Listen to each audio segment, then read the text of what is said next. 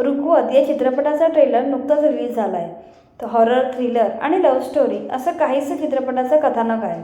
चित्रपटात संतोष जुवेकर आणि प्रियदर्शिनी इंदलकर यांच्या प्रमुख भूमिका आहेत.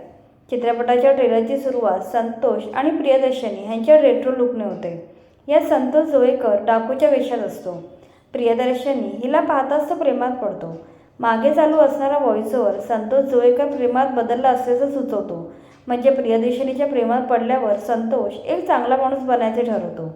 पुढच्या दृश्यात संतोष प्रियदर्शनीच्या गळ्यात मंगळसूत्र बांधताना दिसतो. म्हणजे त्यांची प्रेम कहाणी पुढे सरकलेली आहे. पुढे त्या दोघांचे पुतळे होतात. ते 2 पुतळे दाखवल्यावर सीन कट होतो आणि रेशीम नात्यांची अधुरी प्रेम कहाणी ही अक्षरे येतात. एकूणच ही प्रेम कहाणी अधुरी असून ती पुरी होण्याचा प्रवास म्हणजे हा सिनेमा आहे. पुढे वर्तमान काळातील दृश्य येतात. पहिल्या जन्मात अधुरी राहिलेली प्रेम कहाणी हिरो हिरोईन पुनर्जन्म घेऊन पूर्ण करणार अशी साधारण सिनेमाची कथा आहे. पुरातत्वशास्त्राचा अभ्यास करणाऱ्या तरुण विद्यार्थ्यांचा ग्रुप आहे, ज्यातील विद्यार्थी शैक्षणिक सहलीसाठी एका विशाल आणि प्राचीन वाड्यात जातात. वाडा फिरत असताना संतोष जुवेकर आणि प्रियदर्शनी इंदलकर यांना त्या ठिकाणी जुने रुखवत दिसते. सुरुवातीला दाखवलेले 2 पुतळे दिसतात. छोटी छोटी भांडी, सुरपेटी, जातं असं रुखवत मांडलेलं असतं. दोघेही जवळ जाऊन पाहताच फक्त त्यांनाच त्यातील भावल्यांमधून बांगड्यांचे, हसण्याचे आणि इतर गूढ आवाज ऐकू येतात. ते आवाज प्रियदर्शनीच्या डोक्यात घुमत राहतात. यावेळी प्रियदर्शनी साकारत असलेल्या पात्राचे नाव महिमा असल्याचे समजते. संतोषताई विचित्र भास होत असतात. कोणतीतरी अदृश्य ताकद त्यांना खेचते आहे असे तो म्हणतो. पुढे महिमा म्हणते की भावला-भावली जिथे जातात तिथेच आपण जातोय. म्हणजे नेमके काय ते कळत नाही. भावला-भावली आपोआप जागा बदलत आहेत किंवा त्यांना कोणी हलवत आहे हे कळत नाही. पुढच्या दृश्यात प्रियदर्शनी भावलीला पाहून तिने घातलेले दागिने माझेच आहेत असे म्हणते. आईची नथ, आजीचा हार आणि ही माळ तर माझ्या लहानपणीची आहे असे ती म्हणते.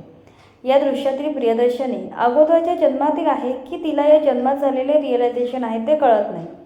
त्यात इन्स्पेक्टरच्या भूमिकेत बाबा म्हणजे अभिजित चव्हाण दिसून येतात. नंतर अशोक समर्थ एका भयानक लुकमध्ये दिसतात. एकूणच त्यांच्या रूपावरून ते या मूव्हीमध्ये विलनच्या रूपात दिसतील. पुढे दृश्य भरभर सरकतात. यावेळी सिनेमाच्या गोष्टीचा पूर्णपणे अंदाज येत नाही. हे चांगले आहे. ट्रेलरमध्ये जास्त कथा उलगडून दाखवण्यात आली नाही, त्यामुळे शेवटपर्यंत नक्की त्या वाड्याचा इतिहास काय आहे, त्यात मांडलेल्या रुखवताचे रहस्य काय, भावला-भावलीचे आवाज ऐकू येण्यामागचे कारण नक्की काय, हे प्रश्न पडतात. येथे चित्रपटाच्या निर्मात्यांनी योग्य काम केले आहे. एकूण ट्रेलर पाहता जुनी गोष्टच काहीतरी नवीन ट्विस्ट घालून मांडली असल्यासारखे वाटते. कारण या थीमचे सिनेमे अगोदर आलेले आहेत. चित्रपटाची निर्मिती मूल्ये थोडी कमी पडताना दिसतात. सिनेमॅटोग्राफी फारशी प्रभावी वाटत नाही. संतोष जुवेकर आणि प्रियदर्शनी यांची केमिस्ट्री खास वाटत नाही. दोघांनी चांगली ॲक्टिंग करून ट्रेलर तारून नेला आहे. त्यामुळे एक वेगळा प्रयत्न म्हणून सिनेमा नक्कीच पाहू शकतो. प्रसिद्ध दिग्दर्शक विक्रम प्रधान यांनी चित्रपटाचे दिग्दर्शन केले आहे. 13 डिसेंबरला हा सिनेमा रिलीज होतोय.